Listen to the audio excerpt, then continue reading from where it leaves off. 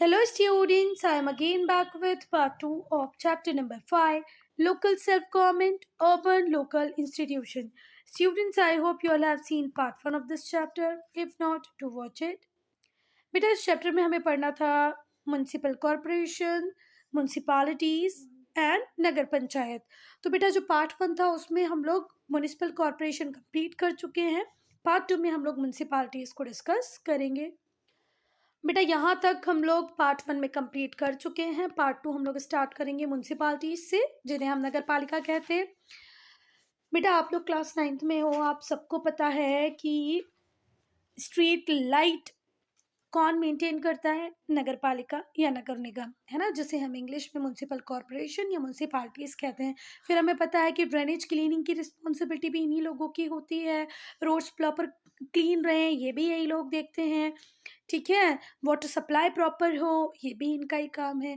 तो आप लोगों को ऐसे लगता है कि क्लास 9th में आके आपको इतनी बेसिक चीज़ें नहीं पता है ना ये सब। देखो, तो होता क्या है, जो म्यूनसिपल कमेटी होती है, जिसे हम म्यूनसिपालिटी भी कहते हैं, वो एक इलेक्टेड बॉडी होती है। मतलब इनके लिए इलेक्शंस होते हैं। पूरे एरिया को छोटे छोटे वार्ड्स में डिवाइड कर दिया जाता है on the basis of population, और हर वार्ड से वार्ड मेंबर चुने जाते हैं, है ना, देखा होगा आप लोगों ने। चलो, तो म्यूनसिपल कमेटी एक इलेक्टेड बॉडी होती है जो रिस्पॉन्सिबल होती है किसके लिए? सिविक अफेयर्स के लिए। अब सिविक अफेयर्स में क्या आएगा बेटा? आपका वाटर सप्लाई भी आ जाएगा, क्लीनिंग ऑफ रोड आ जाएगा, मेंटेनेंस ऑफ रोड आ जाएगा, मेंटेनेंस ऑफ ड्रेनेज सिस्टम आ जाएगा, है ना, स्ट्रीट लाइट आ जाएगा, बहुत सारी चीज़ें हैं। चलो, तो जो अर्बन एरियाज में सिविक अफेयर को मेंटेन करने वाली जो बॉडी होती है उसे हम क्या कहते हैं? Municipal committee. और जो वो कैसी होती है? इलेक्टेड बॉडी होती है, ठीक है। It looks after many needs of people, बहुत सारी ज़रूरतें होती है लोगों की और उन सारी ज़रूरतों का ध्यान रखती है नगर पालिका। जैसे कि हेल्थ है। देखो, क्या हम बिना हेल्थ के सर्वाइव कर पाएंगे? बिल्कुल पॉसिबल ही नहीं है ना। फिर सैनिटेशन, साफ सफाई रखना बहुत ज़रूरी है, क्योंकि जितनी साफ सफाई होगी उतना ही ज़्यादा व्यक्ति हेल्दी होगा। वाटर सप्लाई बहुत इंपॉर्टेंट है। क्लीन ड्रिंकिंग वाटर, वाटर हमारी बेसिक नीड है बेटा, तो क्लीन ड्रिंकिंग वाटर प्रोवाइड कराना, फायर सर्विसेज देना, स्ट्रीट लाइटिंग करना। क्या आपको लगता है कि हम अ, हर व्यक्ति, क्या क्या बोलते हैं उसको, फायर ब्रिगेड मेंटेन कर सकता है? नहीं कर सकता है ना। तो वो भी मेंटेन यही लोग करते हैं। स्ट्रीट, पूरी स्ट्रीट में लाइट लगाते हैं। और फिर बच्चा, कई बार इन सबसे ज़्यादा हमें नीड आती है कि भाई हमारी लोकेलिटी में, हमारे एरिया में कोई पार्क हो जिसमें बच्चे जाके खेल पाए, है ना, प्ले ग्राउंड्स हो। तो हम लोग आजकल छोटे छोटे प्लॉट्स खरीदना मुश्किल होता है, तो क्या इतना बड़ा एरिया हम खरीद पाएंगे कि हमारे बच्चों को हम पार्क दे दें? हमारे बच्चों के लिए हम फुटबॉल कोर्ट बना दें या क्रिकेट स्टेडियम बना दें? पॉसिबल ही नहीं है। तो ये भी प्रोवाइड कौन करती है? म्यूनसिपालिटीज, है ना, या म्यूनिसिपल कॉरपोरेशन। क्योंकि अभी इसका टॉपिक म्यूनसिपालिटी है तो मैं बार बार म्यूनसिपालिटी कहूँगी, पर वैसे ये सारी चीज़ें म्यूनसिपल कॉरपोरेशन भी प्रोवाइड कराती है। Municipal committees are constituted in towns. Municipal committees किस टाउन या किस सिटी में बनेगी बच्चा? जिसकी पॉपुलेशन 20,000 से लेके 3 लाख तक होगी, ठीक है। अगर कोई एरिया है, कोई सिटी है, कोई टाउन है जिसकी पॉपुलेशन 20,000 से तो ज़्यादा है और 3 लाख तक है, तो वहाँ पर नगर पालिका होगी, म्यूनसिपालिटीज होंगी, ठीक है। क्या क्राइटेरिया है म्यूनसिपल कमिटीज बनने का या नगर पालिका या म्यूनसिपालिटी बनने का? पॉपुलेशन 20,000 से 3 लाख के बीच में होनी चाहिए। Now composition of a municipal committee. जो म्यूनसिपल कमेटी होती है उसके 3 विंग्स होते हैं, 3 मेन विंग्स होते हैं। मतलब ये लोग सब मिलके काम करते हैं जब हम कह सकते हैं कि भाई एक नगर पालिका अच्छे से काम कर रही है। एक होता है जनरल बोर्ड, जिसे हम काउंसिल भी कहते हैं। दूसरा होता है चेयरपर्सन और तीसरा होता है एग्जीक्यूटिव ऑफिसर। तो कौन से 3 पिलर हैं किसी भी म्यूनसिपालिटी के? एक तो है जनरल बोर्ड, दूसरा है चेयरपर्सन, तीसरा है एग्जीक्यूटिव ऑफिसर। तो एक एक करके हम पढ़ेंगे। एन इलेक्टेड बोर्ड और काउंसिल। जो बोर्ड होता है या जो काउंसिल होता है उसमें इलेक्टेड मेंबर्स होते हैं, ठीक है, जिन्हें हम काउंसलर्स भी कहते हैं, वार्ड काउंसलर्स। इन्हें एडल्ट सिटीजन्स इलेक्ट करते हैं उस पर्टिकुलर एरिया के। देखो, एक पूरी सिटी को छोटे छोटे वार्ड्स में डिवाइड कर दिया जाएगा अकॉर्डिंग टू पॉपुलेशन, और हर वार्ड से एक वार्ड काउंसलर इलेक्ट होगा। जो साइज होता है काउंसिल का वो वेरी करेगा फ्रॉम टाउन टू टाउन।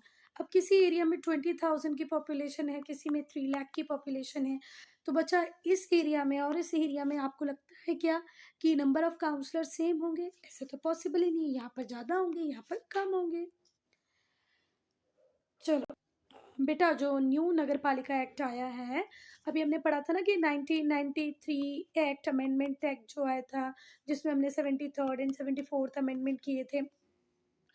तो उसके अकॉर्डिंग म्यूनसिपालिटी में शेड्यूल्ड कास्ट, शेड्यूल्ड ट्राइब और वीमेन के लिए सीट्स रिजर्व करने की बात कही गई है। The number of seats reserve for women has been raised 33 to 50%। ये भी हम पढ़ चुके हैं पार्ट 1 में कि भैया कुछ स्टेट्स ऐसे हैं जिन्होंने जो 33% वाला क्राइटेरिया था या जो 1/3 सीट्स वाला क्राइटेरिया था उसको क्रॉस कर दिया और लगभग 50% तक सीट्स रिजर्व की हैं वीमेन के लिए। बेटा, जो न्यू नगर पालिका एक्ट है उसके अकॉर्डिंग हर म्यूनसिपालिटी का एक यूनिफॉर्म 5 ईयर का ही टर्म होगा। ठीक है, जब भी चुनी जाएगी उससे 5 साल तक वो काम करेगी। In the event of dissolution, अगर डिसोल्यूशन होगा तो इलेक्शन विद इन 6 मंथ करवाने पड़ेंगे। अब हम पढ़ेंगे म्यूनसिपल प्रेसिडेंट। जो प्रिसाइडिंग ऑफिसर होता है म्यूनसिपल बोर्ड का उसे प्रेसिडेंट या चेयरपर्सन कहते हैं। मोस्टली मैंने चेयरपर्सन सुना है बेटा। म्यूनसिपल प्रेसिडेंट को अब हम पढ़ रहे हैं, तो जो प्रिसाइडिंग ऑफिसर होता है म्यूनसिपल बोर्ड का वो कौन होता है? चेयरपर्सन या प्रेसिडेंट, जिससे काउंसलर इलेक्ट करते हैं फ्रॉम अमंग देमसेल्फ। देखो, ये सारे लोग, काउंसलर यहाँ से भी आया, यहाँ से भी काउंसलर आया, यहाँ से भी, यहाँ से भी, यहाँ से भी और यहाँ से भी। अब इन लोगों में से आपस में किसी एक को चुन लिया जाएगा, क्या? प्रेसिडेंट या चेयरपर्सन। ठीक है, कुछ स्टेट्स में प्रेसिडेंट को भी जनरल वोटर्स ही इलेक्ट करते हैं और मुझे लगता है ये ही सही है कि जनरल वोटर्स ही इलेक्ट करें कि उनकी नगर पालिका का या नगर निगम का प्रेसिडेंट कौन होगा। जो पावर और फंक्शन होते हैं प्रेसिडेंट के वो होते हैं कि भाई जितनी भी मीटिंग्स होंगी बोर्ड की, है ना, उनको प्रेसाइड वही करेगा, चेयर वही करेगा। मीटिंग में कौन सा काम होना है, किस चीज़ को डिस्कस करना है, किसको नहीं डिस्कस करना है, वो भी प्रेसिडेंट ही बताएगा।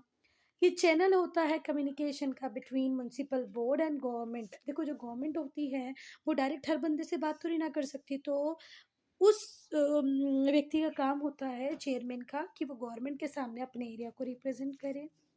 जितने भी रिकॉर्ड्स डॉक्यूमेंट होते हैं उसका डायरेक्ट एक्सेस होता है इनके पास।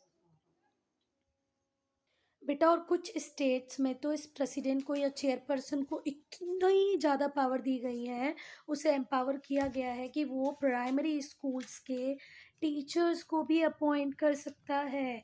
इवन लोअर स्टाफ जितना भी है उसे भी अपॉइंट कर सकता है। तो समझ रहे हो, मतलब ये एक पावरफुल पर्सन होता है। अब हम देखेंगे एग्जीक्यूटिव ऑफिसर को। तो बेटा, म्यूनसिपल कमेटी को बहुत सारे काम करने पड़ते हैं। ठीक है, डे टू डे वर्किंग हो रही है, कहाँ पर पानी जा रहा है, कहाँ नहीं जा रहा, कहाँ स्ट्रीट लाइट है नहीं है, कौन से एरियाज जो नए हैं जो हमारे क्षेत्र अधिकार में आएंगे वहाँ पर भी लाइट्स प्रोवाइड कराना है। तो ये सब कामों के लिए एक ऑफिसर रखा जाता है जिसे हम कहते हैं एग्जीक्यूटिव ऑफिसर। जो एग्जीक्यूटिव ऑफिसर होता है या तो वो स्टेट केडर का होता है, ठीक है, ईदर फ्रॉम स्टेट केडर और ऑफ म्यूनसिपल ऑफिसर और स्टेट सिविल सर्विसेज। तो या तो ये स्टेट केडर का कोई ऑफिसर होगा, either from state cadre of municipal officer, या तो ये स्टेट सिविल सर्विसेज से इलेक्ट होके आएगा। बहुत सारे स्टेट में म्यूनसिपल कमिटीज ने आज तक कंटिन्यू रखा है to appoint their executive officer. In many states, बहुत सारे स्टेट्स में जो म्यूनसिपल कमिटीज़ होती हैं वो अपने एग्जीक्यूटिव ऑफिसर्स को खुद ही अपॉइंट करती हैं। अब बेटा, ये जो स्टेट रैंक का जो ऑफिसर होता है ना, समझ रहे हो ना, अभी हम लोगों ने देखा इसको अपॉइंट या तो ये कैसे होता है, स्टेट कार्डर का होता है या तो स्टेट सिविल सर्विसेज से आता है, मतलब ये इंपॉर्टेंट ऑफिसर है ना। तो ये क्या क्या काम करता है बच्चा? तो ये पूरी तरह रिस्पॉन्सिबल होता है म्यूनसिपल ऑफिस के लिए। ये लोगों में काम को डिस्ट्रीब्यूट करता है दूसरे म्यूनसिपल ऑफिसर्स में। जितने भी म्यूनसिपल ऑफिसर्स होते हैं उन सब में कामों को डिस्ट्रीब्यूट करेगा हमारा एग्जीक्यूटिव। ये बजट बनाता है, एस्टिमेट लगाता है कि भाई म्यूनसिपालिटी कहाँ से इतना पैसा लाएगी, कहाँ पर कैसे खर्च करेगी, कहाँ खर्च करना बहुत इंपॉर्टेंट है, कहाँ नहीं करना चाहिए, तो बजट एस्टिमेट बनाता है ये। बजट एस्टिमेट मतलब आपके सोर्सेज ऑफ इनकम क्या क्या हैं और आप एक्सपेंडिचर कहाँ कहाँ करोगे। ये जब भी मीटिंग होती है बोर्ड की तो उसमें भी रहता है, उसमें पार्ट लेता है। ठीक है, किसी भी कमेटी की मीटिंग होगी उसमें आपको एग्जीक्यूटिव ऑफिसर जरूर दिखेगा। He act as secretary in such meeting, और मीटिंग में सेक्रेटरी की तरह काम करता है, देखता है, सुनता है। अब पहली बात तो ये, अगर स्टेट कार्डर का ऑफिसर होगा तो ऑब्वियसली बात है बहुत इंटेलिजेंट होगा। तो अगर ये कुछ बातें कहता है, सुनता है, तो वो ऑब्वियसली बात है बहुत ज़्यादा वेटेज रखती होंगी डिसीजन मेकिंग में। ये लाइसेंस देता है, कॉन्ट्रैक्ट देता है बहुत सारे जॉब्स के एज पर the rule of municipal board के अकॉर्डिंग ये लाइसेंस वगैरह डिस्ट्रीब्यूट करेगा, कॉन्ट्रैक्ट देगा। अब फंक्शंस क्या होते हैं म्यूनसिपल कमेटी के, तो पहले हम लोग पढ़ेंगे ऑब्लिगेटरी फंक्शन और फिर पढ़ेंगे ऑप्शनल। तो ऑब्लिगेटरी, जैसे कि पहले भी हम लोगों ने देखा, पब्लिक हेल्थ एंड सैनिटेशन सबसे ज़्यादा इंपॉर्टेंट यही फंक्शन है।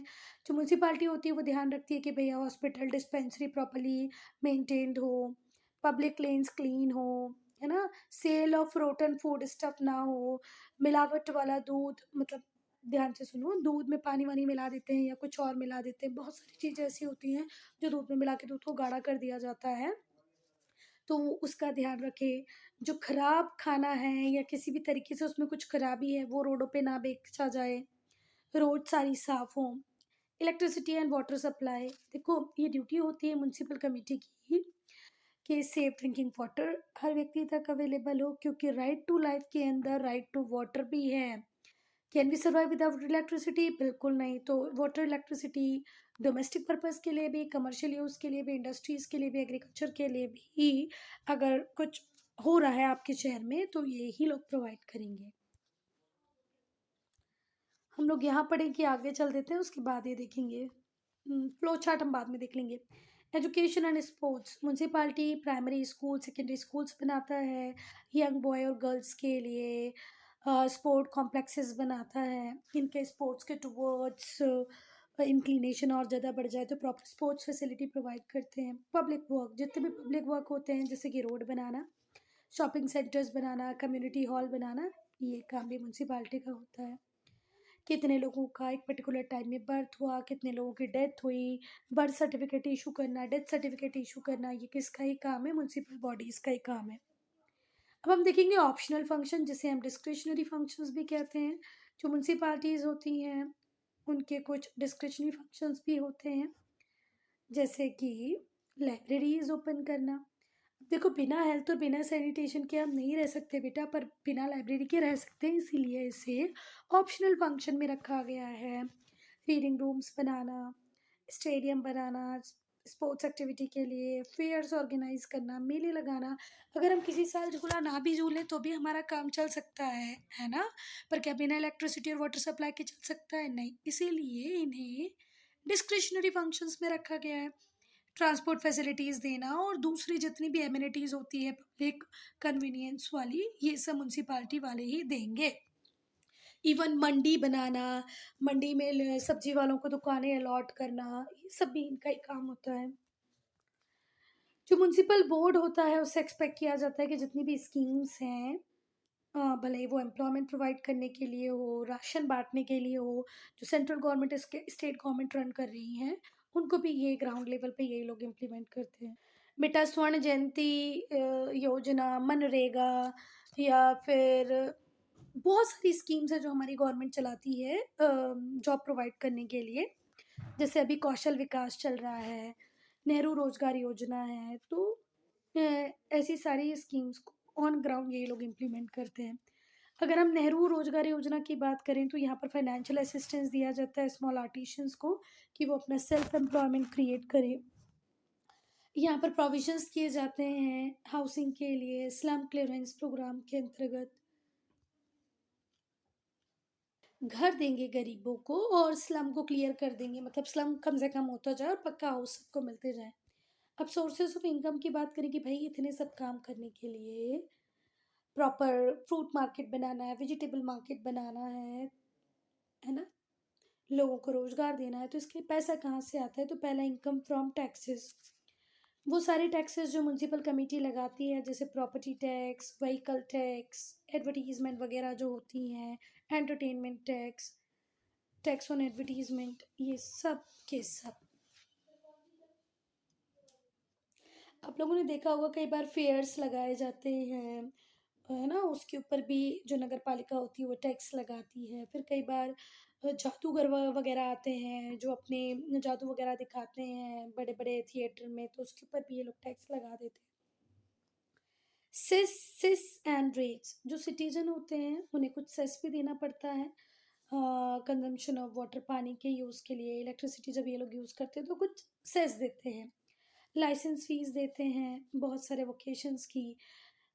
फिर दूसरे सेस में ऑक्ट्रॉय ड्यूटी, टोल टैक्स वगैरह आ जाता है, तो इससे भी पैसे इकट्ठा होता है और ये पैसे से भी जन कल्याण के, पब्लिक वेलफेयर के काम ही होते हैं।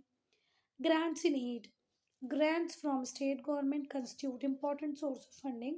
स्टेट बहुत बड़े अमाउंट में पैसा म्यूनसिपालिटीज़ को देता है so that they can do their work without hindrance.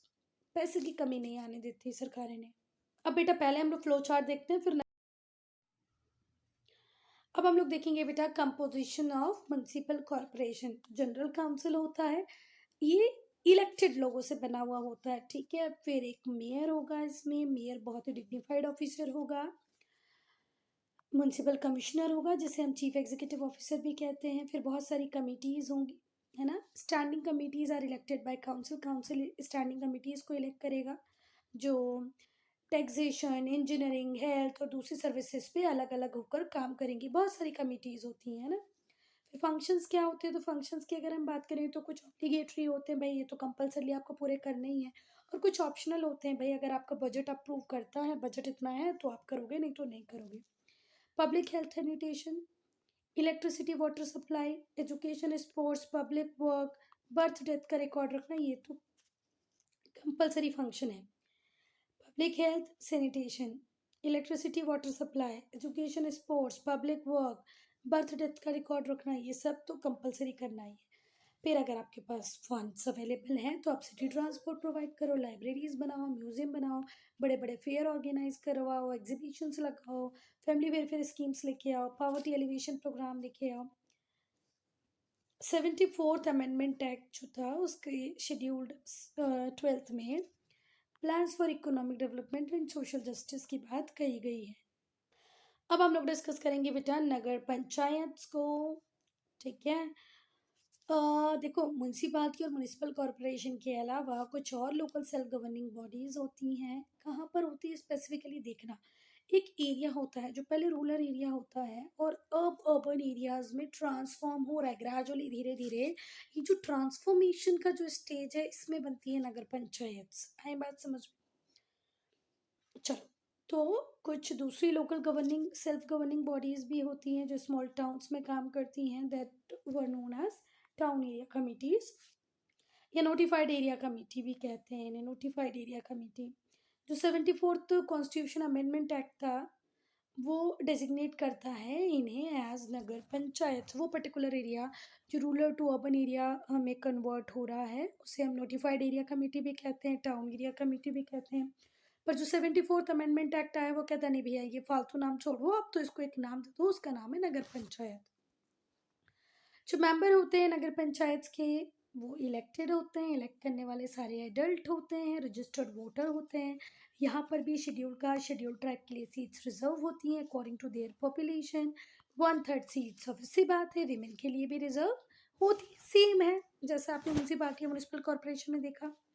जो फंक्शंस होते हैं नगर पंचायत के वो लगभग सेम ही होते हैं म्यूनसिपल कमिटीज म्यूनसिपल कॉर्पोरेशन जैसे ही, कि भैया पानी दो अपने लोगों को, क्लीन ड्रिंकिंग वाटर प्रोवाइड कराओ, हॉस्पिटल डिस्पेंसरी को मेंटेन रखो, रोड्स को क्लीन रखो, रोड्स के ऊपर लाइट लगाओ, पब्लिक स्ट्रीट्स में लाइट हो, रोड्स क्लीन हो, प्राइमरी स्कूल सेकेंडरी स्कूल्स को मेंटेन करो। अब हम देखेंगे बच्चा कि ये जो अर्बन लोकल गवर्नमेंट है इसकी क्या कुछ प्रॉब्लम्स हैं, क्या अपने कामों को करते टाइम ये कोई प्रॉब्लम फेस कर रहा है। तो देखो जो अर्बनाइजेशन का प्रोसेस है ये अपने आप में बहुत अच्छा भी है और बहुत प्रॉब्लमेटिक भी है, ठीक है। एक इंडस्ट्रियल एरिया था जहाँ पर इंडस्ट्रीज फैक्ट्रीज हुआ करती थी, उसके आसपास आके बहुत सारे लोग जब रहने लग गए तो क्या टाउन प्लानिंग प्रॉपर हुई है, नहीं हुई है, उन लोगों को हम पानी कैसे पहुंचाएंगे, ड्रेनेज कैसे रखेंगे, नालियों की व्यवस्था भी तो प्रॉपर होनी चाहिए। तो ये एक बहुत बड़ा चैलेंज इम्पोज करते हैं। तो जो अर्बनाइजेशन का प्रोसेस है ये कंसिडरेबल प्रॉब्लम क्रिएट करता है अर्बन लोकल अथॉरिटीज़ के लिए। हाउसिंग का प्रॉब्लम बहुत बड़ा है। ठीक है, अब जितने ज़्यादा घर बन जाएंगे, पहली बात तो घरों को प्रॉपर वे में बनवाओ, फिर उन सब में वाटर कनेक्शंस दो, उनके सामने रोड बनवाओ, रोडों पे स्ट्रीट लाइट लगवाओ। मतलब सरकार क्या करे और क्या ना करे। अब बहुत छोटा एरिया होगा तो वहाँ पर कंजेशन होगा, ट्रैफिक बहुत ज़्यादा हो जाएगा, एनवायरमेंटल पोल्यूशन बहुत ज़्यादा होगा, तो एनवायरमेंटल को थ्रेट मिलेगी, प्रॉब्लम्स क्रिएट होगी। नगर पालिका एक्ट की बात करें तो जो 74th कॉन्स्टिट्यूएंट अमेंडमेंट एक्ट था, added schedule 12 to the constitution, जिसने शेड्यूल 12 को जोड़ा कॉन्स्टिट्यूशन में।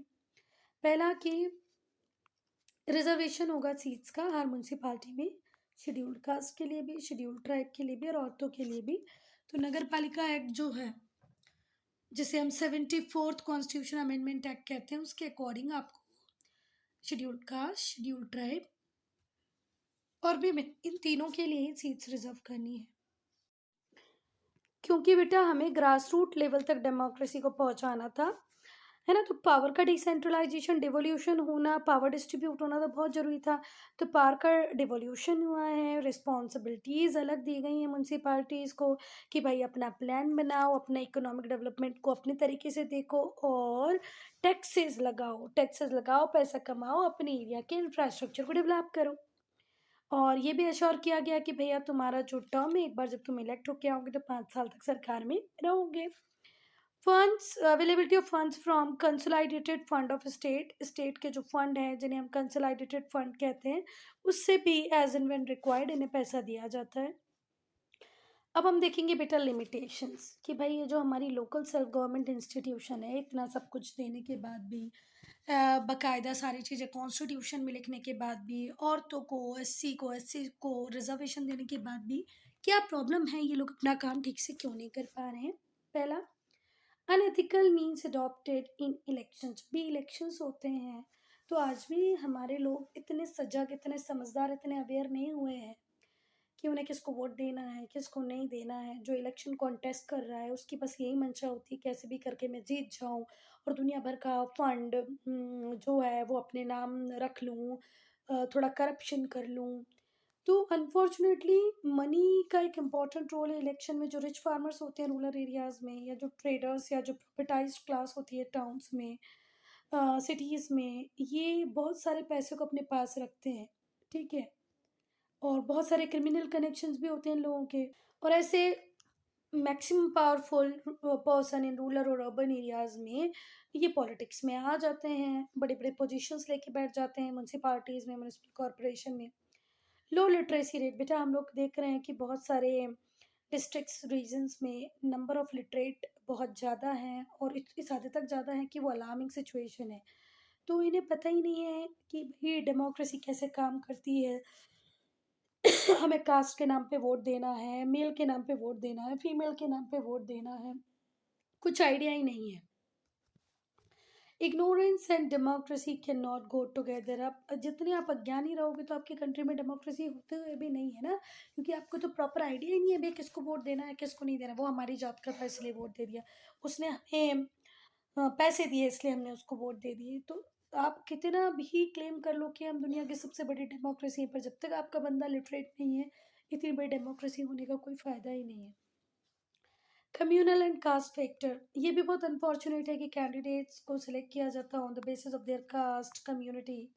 Voters are persuaded to vote on the caste और रिलीजन। राइट, इवन जब ये लोग भी कैंपेनिंग करते हैं, जो भी व्यक्ति इलेक्शन कॉन्टेस्ट करने जाता है, भले वार्ड काउंसलर के लिए भी जाए, तो वो जाति के नाम पे, धर्म के नाम पे वोट मांगता है। मैं तुम्हारी जाति का हूँ, मुझे वोट दो, मैं तुम्हारे धर्म का हूँ, मुझे वोट दो। Suppressed position of rural women, 73rd और 74th अमेंडमेंट जो हुए ना, उसमें हमने कह दिया कि 1/3 सीट्स विमेन के लिए रिजर्व्ड है ना। पर औरतों की कई बार इच्छा ही नहीं होती है कि वो पब्लिक लाइफ में आए, कई बार वो बहुत इच्छा से पब्लिक लाइफ में आना चाहती है, पर उसको उसके पेरेंट्स से, उसके इन लॉज से, उसके हस्बैंड से सबसे एक टफ कंपटीशन होता है, कॉन्फ्लिक्टिंग सिचुएशन राइज हो जाती है। और कई बार तो हमने देखा है, बेटा ये तो मैंने देखा ही है, कि सिर्फ इसीलिए कि रिजर्वेशन विमेन को है तो विमेन को आप सीट दिलवा देते हो, और जबकि पूरा काम उसके हिसाब उसके बिहाफ पे कौन ही करता है, उसका हस्बैंड ही करता है। समझ गए ना आप, कि देखो सीट्स रिजर्व औरतों के लिए, तो औरतों को इलेक्शन में कॉन्टेस्ट करा दिया, जिता दिया, पर अब काम करेगा कौन, उसका हस्बैंड ही। आप लोगों ने पंचायत वेब सीरीज देखी है क्या? एक पूरी वेब सीरीज है पंचायत, उसमें देखना, उसमें भी यही होता है, जो इलेक्शन लड़ती हैं उनकी बीवी, पर पूरा काम काज देखते हैं कौन, उनके हस्बैंड। अच्छी अच्छी अच्छी वेब सीरीज है, देखना चाहिए तुम लोगों को। 2011 सेंसस की बात करें तो जो लिटरेसी रेट था वो 73% था। अब 73% मतलब टिल डेट 27% हमारे लोग इलिटरेट हैं। और इसका और बायरफिकेशन करें तो मेल 80% पढ़े हुए हैं, पर फीमेल सिर्फ 64% पढ़ी हुई हैं। केरला में हाईएस्ट लिटरेसी रेट है, दैट इज़ 94%। लक्षद्वीप में 91.9 है।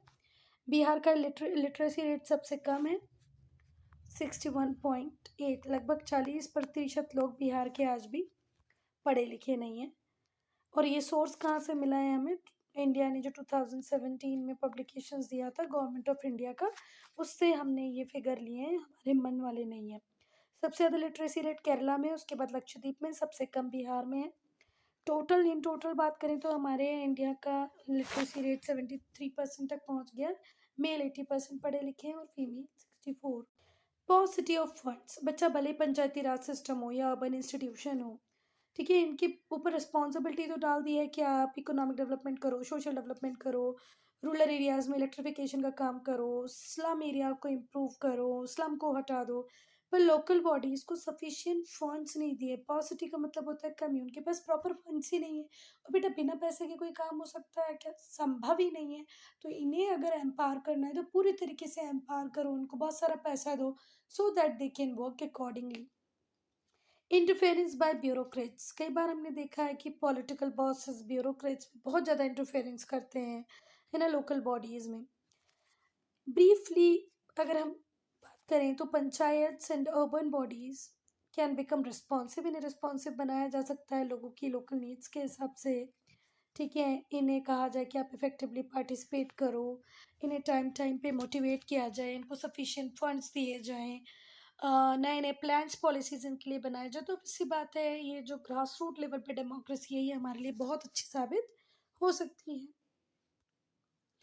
बेटा इसको सिर्फ पढ़ना है तो वो आप लोग पढ़ेंगे, I am not going to explain it. So I am ending this video here only. If you have any doubt, any problem, to write in comment section. और अगर ये समझ में नहीं आए ना, कि पढ़ते टाइम ऐसे लग रहा है कि नहीं यार नहीं आ रहा है, तो फिर मुझे बोल देना, एक स्पेसिफिक इसी का वीडियो बना देंगे, ठीक है।